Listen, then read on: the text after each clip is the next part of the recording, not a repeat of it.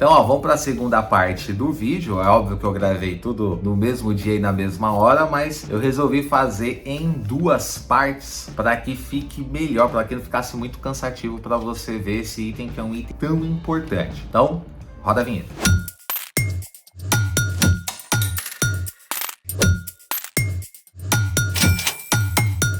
Então, ó, só aquele lembrete rápido. Se você ainda não é inscrito no nosso canal, se inscreve, deixa seu like, deixa seu comentário, que é muito importante. Você pode conhecer mais do nosso trabalho nas nossas redes sociais, no Facebook e no Instagram. E se você deseja fazer o melhor negócio em consórcio das melhores administradoras, fazendo os comparativos e o melhor, sem nenhum custo adicional por isso, entre em contato com a Felipe Consórcios pela nossa central telefônica ou pelo nosso WhatsApp. Ó, vamos lá, parte 2 do nosso vídeo.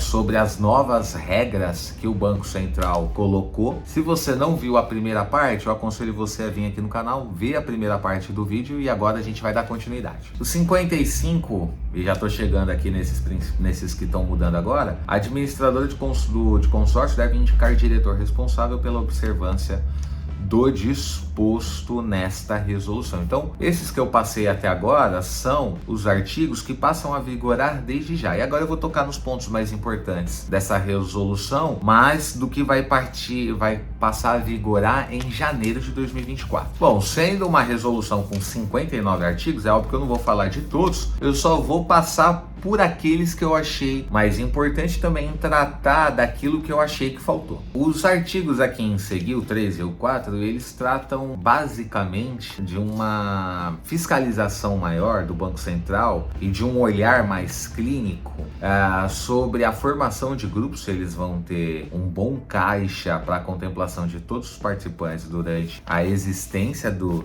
grupo, e também sobre uma atenção maior que as administradoras devem ter quanto à capacidade de pagamento do consorciado, ou seja, são itens mais focados numa melhor saúde financeira dos grupos de consórcio e do sistema de consórcio no geral. E agora, já chegando no artigo 15, ele trata da utilização dos recursos. Ele fala: os recursos do grupo de consórcio podem ser utilizados para atender exclusivamente as seguintes finalidades. Aí eu já vou pular aqui para, se eu não me engano, é o inciso 1º, ou item 1º, e aí na letra D tá bem imóvel vinculado a empreendimento imobiliário. Se eu errei, aí os advogados que me perdoem. Bem imóvel vinculado a empreendimento imobiliário na forma prevista contratualmente, se o contrato tiver esse bem como objeto. Se eu errar aqui, me perdoem, mas ele deixa entender que se no contrato tivesse bem objeto, está se abrindo aqui uma porta para negociações de imóveis na planta. Ficamos a ver esse item. Eu até vou observar com uma lupa maior aqui e trazer isso em vídeos posteriores. Uma coisa que eu acho que o Banco Central tem que ver, as administradoras precisam ver, é a alternativa do interveniente quitante de consórcio para consórcio, ou que os consórcios permitam, né? Eu não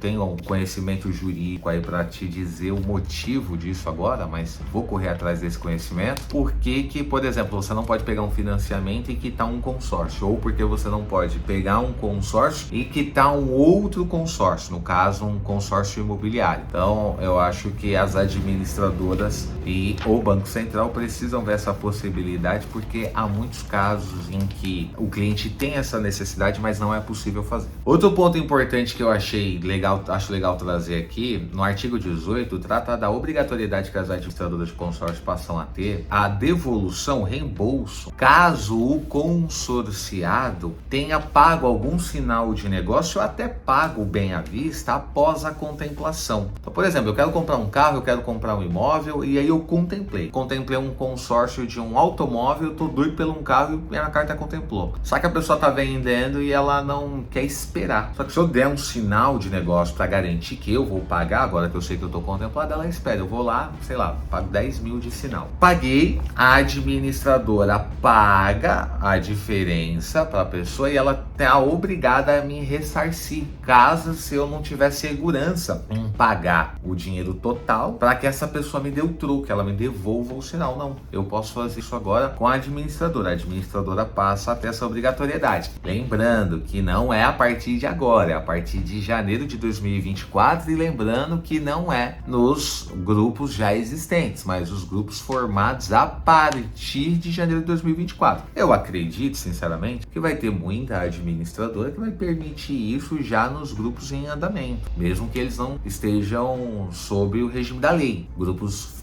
criados antes de janeiro de 2004, mas dos grupos a partir de 2024. Então a pessoa vai poder, só após a contemplação. Isso é interessante, pessoal. Não adianta você dar um sinal de negócio antes, e eu não sei se a administradora vai ter como querer a prova desse sinal, mas tá aqui que a pessoa deu um sinal de negócio para segurar, ela tem por direito que a administradora ressarça ela daquele valor que ela antecipou para não perder o negócio. Esse aqui é bom, viu? Sinceramente, artigo 19, esse é sensacional. A taxa de administração deve ser cobrada de forma proporcional em relação aos meses de duração do plano consorcial, mediante a atualização de percentual fixo, observada a possibilidade de antecipação da cobrança nos termos do artigo 27. A gente vai chegar eu não vou passar pelo artigo 27, porque eu já li ele. O artigo 27 trata da administração antecipada ou taxa de adesão, se for o caso. Então, o termo do artigo 27 é esse. Mas aqui ele vai tratar sobre a apropriação da taxa de administração. Consorciados, esse aqui é um item, Banco Central tá de parabéns. Por quê? Porque a apropriação da taxa, a forma da apropriação da taxa, vai dizer muito a respeito da qualidade do grupo de consórcio. E tem muita administradora do mercado que apropria a taxa na metade do grupo, na metade do prazo do grupo, ou às vezes antes da metade do prazo do grupo. Então, você tem uma taxa, por exemplo, você fez um consórcio de 100 mil, a taxa é 20%, 20 mil reais. Só que o plano é em 100 meses. A administradora deveria ganhar esses 20 mil em 100 meses. Não, ela ganha em 50. Ela apropria esta taxa antes, antecipa. E aí ela só vai jogar mais fundo comum para dentro do grupo na segunda metade do grupo.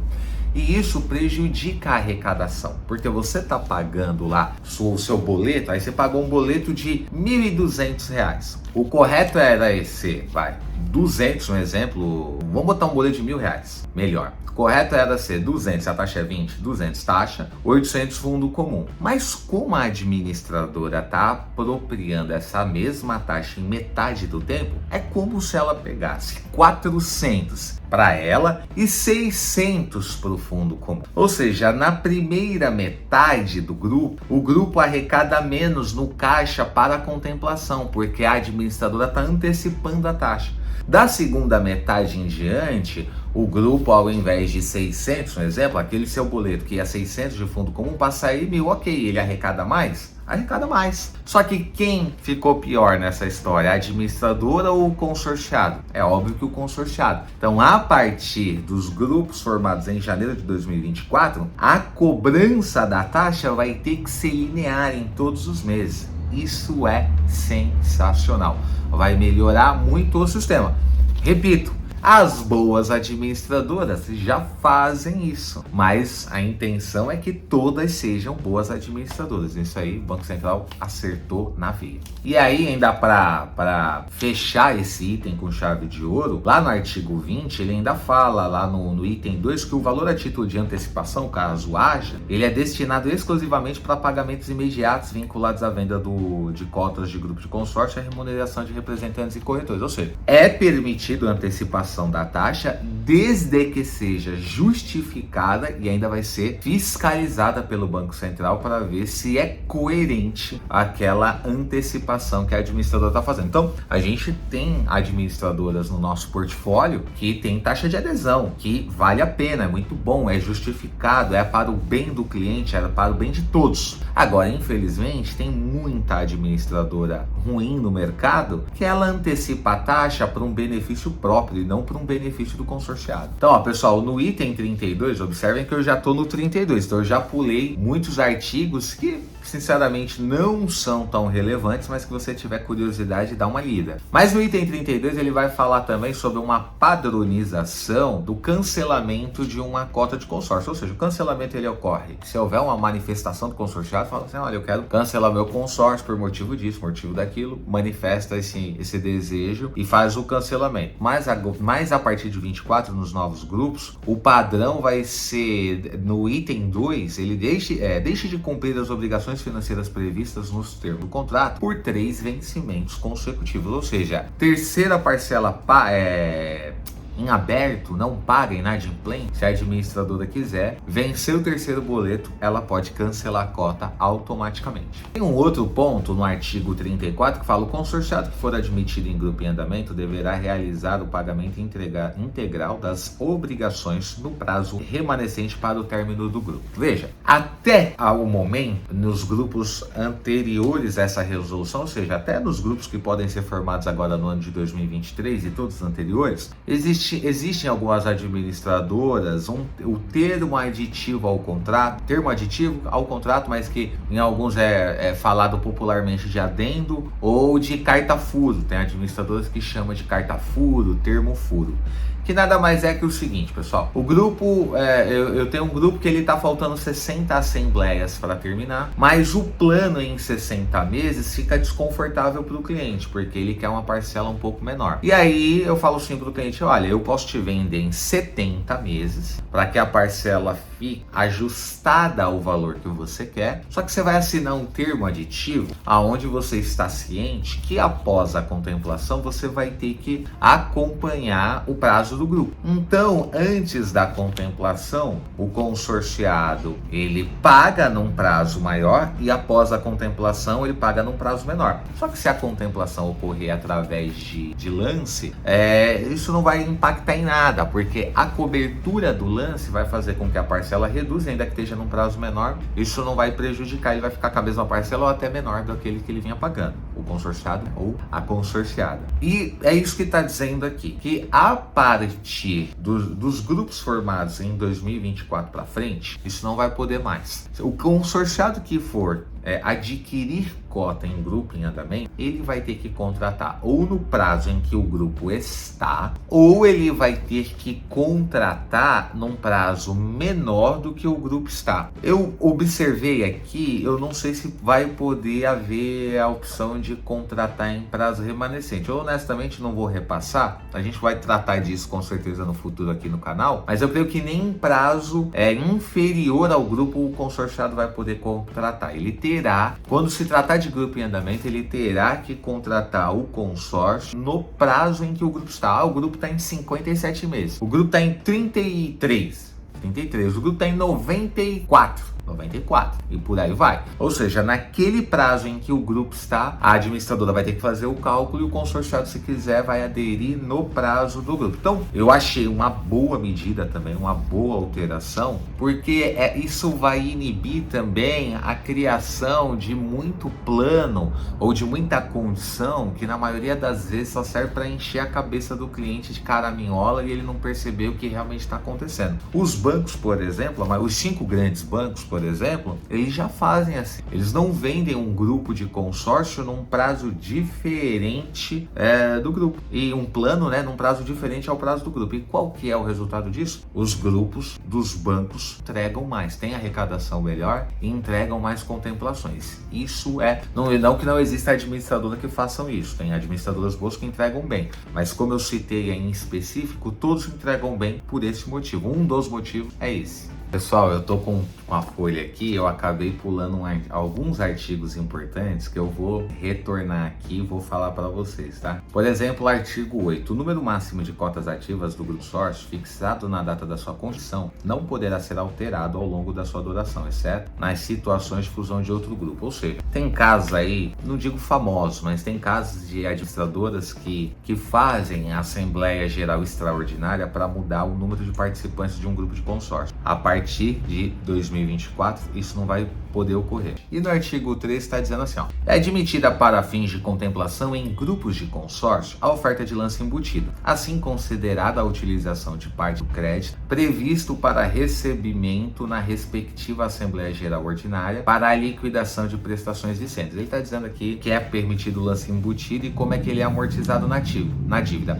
E eu coloquei aqui, ó, faltou padronização do cálculo de lance e limitação do lance embutido em um percentual. Gente, Banco Central, principalmente você, Banco Central, se alguém estiver assistindo esse vídeo, manda aí para quem resolve, para quem cria, muda as regras, para os comitês, para as turmas aí que decidem e que fazem esse tipo de trabalho. Nós, por uma próxima resolução, uma próxima mudança, o que faltou? Faltou a padronização do cálculo de lance. É uma pena, porque com certeza para chegar numa resolução dessa aqui, todo mundo é um trabalho com certeza conjunto de muitas pessoas para chegar numa resolução dessas. E uma coisa que infelizmente faltou é a padronização de cálculo de lance.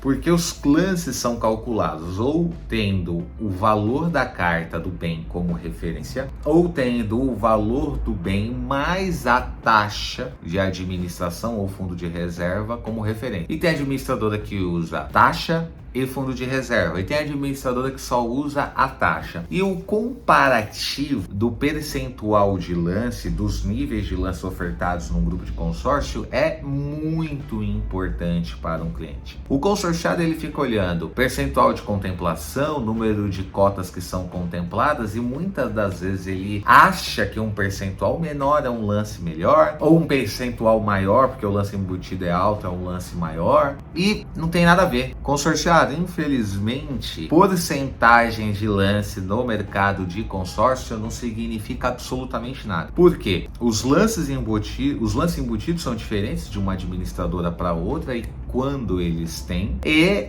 a forma de cálculo de lance também é diferente. Então, eu não sou contra eu não sou a favor, melhor dizendo, de uma padronização do lance embutido. Exemplo, o lance embutido terá que ser obrigatório de X%. É óbvio que isso mataria a concorrência, mas eu sou a favor talvez de uma limitação. Tudo bem que a limitação provavelmente seria 50% de lance embutido, mas 50% do quê? 50% do crédito ou 50% do valor categoria, que é o crédito mais taxa? Então, Banco Central, uma padronização na forma de cálculo do lance, nossa, teria sido aqui, imagina que eles tivessem criado o artigo 14, o cálculo de lance deve ser realizado, os termos corretos, me perdoem o juridiquês aqui, mas deve ser feito a partir do valor do bem atualizado acrescido da taxa de administração.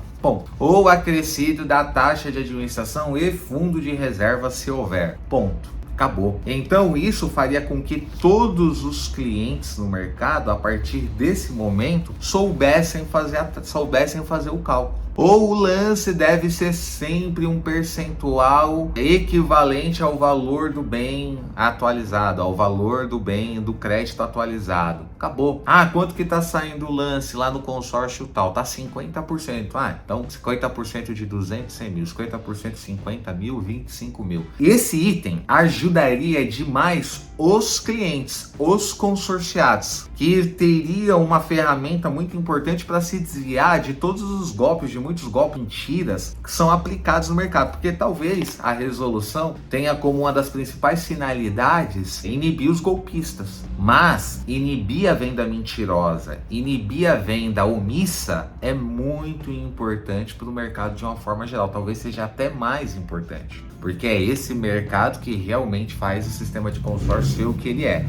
Então, por uma próxima, Banco Central, fica a dica: padronização do cálculo de lance. Façam isso e vocês estarão dando uma pontuação excelente, uma melhora excelente ao sistema de consórcio num todo. Então, pessoal, chegamos ao final dessa minissérie que eu fiz aí em 2 partes sobre essas novas regras do consórcio para principalmente o ano 2024. Então, se você leu, se você viu e acha que eu não citei algum item importante, deixa seu comentário que é muito importante para nós, tá? Espero que você tenha gostado. Deixa seu like, deixa seu comentário, se inscreve no canal, compartilha com seus amigos, compartilha com todo mundo que você puder. E você já sabe, Felipe Consórcios realiza os melhores negócios e até a próxima.